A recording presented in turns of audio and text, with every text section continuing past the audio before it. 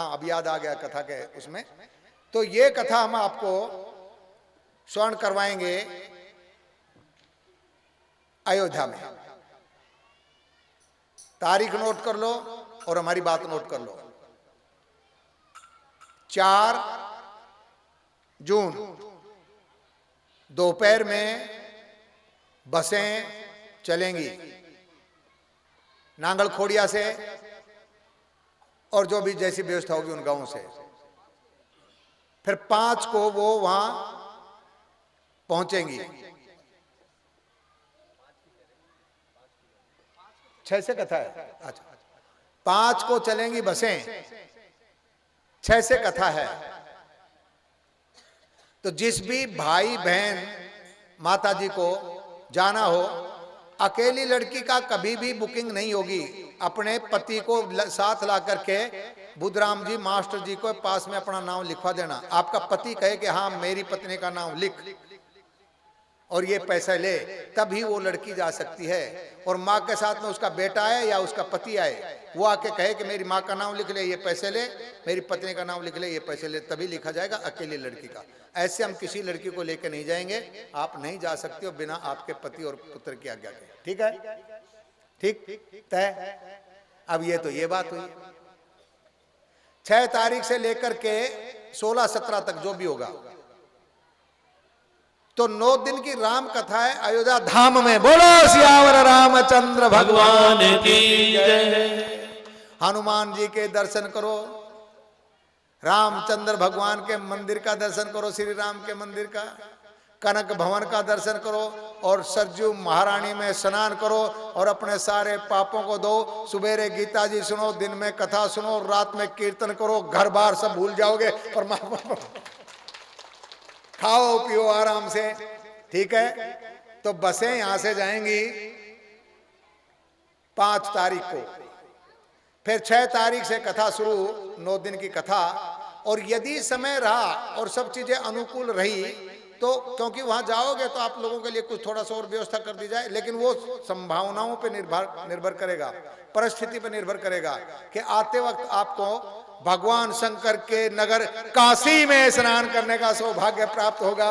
उसके बाद में प्रयागराज में आप स्नान करोगे और तत्पश्चात यदि परमात्मा ने सब अनुकूल रखा तो आप जहां 12 वर्ष से आराम रहे थे उस चित्रकूट का भी दर्शन कर पाओगे। ये आपके दर्शन की व्यवस्था होगी। पर इसमें खाली ये याद रखना, अभी आप केवल और केवल जाओगे तो अयोध्या के लिए जाओगे, ये तो बोनस है। हाँ, कदे फिर उठे जिद करो, कही थी मैंने तो, अब तो काशी तो ले ही ना जा रहा, इलाहाबाद तो लेकर ही ना गया, चित्रकूट की नहीं ले जाएंगे, लिख लो अभी से। ये तो बोनस है, भगवान की कृपा होगी तो जाएंगे, नहीं तो आप काशी जरूर जाए, वो अयोध्या जरूर जाएंगे, भगवान के दर्शन करेंगे और वहां पे कथा होगी। तो ये आपका 5 तारीख से लेकर के और 15 तारीख को सोमवती है, 15 तारीख को सोमवती अमावस्या को हवन होगा और सरजू में स्नान होगा 15 तारीख को। और ये अधिक मास है, पुरुषोत्तम मास। तो या तो 20 उंगली घी में सिर कढ़ाई में, ऐसा मौका कब मिलेगा? आम के आम और गुठली के। अब एक सूचना और, इसको भी सुन लो। रुपये 10 से 15 हजार जेब में रखने हैं, 10 से 15। और जो भी बुकिंग करवाएगा वो 5,000 रुपये पहले देगा, तब आपका नाम लिखा जाएगा। ये बुधराम जी सीधे साधे आदमी, इनको कह देते जी मारो नाम लिख लो, दे देंगा। फिर बाद में मुझे टेलीफोन कर, गुरुजी नाम तो लिखवा दे, पैसा तो दिया है कोई नहीं। गुरुजी थोड़ी देंगा भैया, नाम तूने लिखे या तो तू दे या जिसने लिखवाया वो दे। गुरुजी नाम लिखवा रखा सी। तो जो भी पैसे देगा उसका नाम लिखा जाएगा, कम से कम 5,000 रुपये। और एक बढ़िया बात, जो पहले आ जाएंगे उन लोगों को 200 आदमियों को एयर कंडीशन कमरे मिलेंगे। जो पहले 200 नाम लिखवा देंगे बुधराम जी के पास, उनके लिए एयर कंडीशन कमरे, बाद में आएंगे उनके पास नॉन एसी कमरे मिलेंगे। लड़ाई मत करना, आपको 5 महीने पहले सूचना है, 5 महीने पहले सूचना।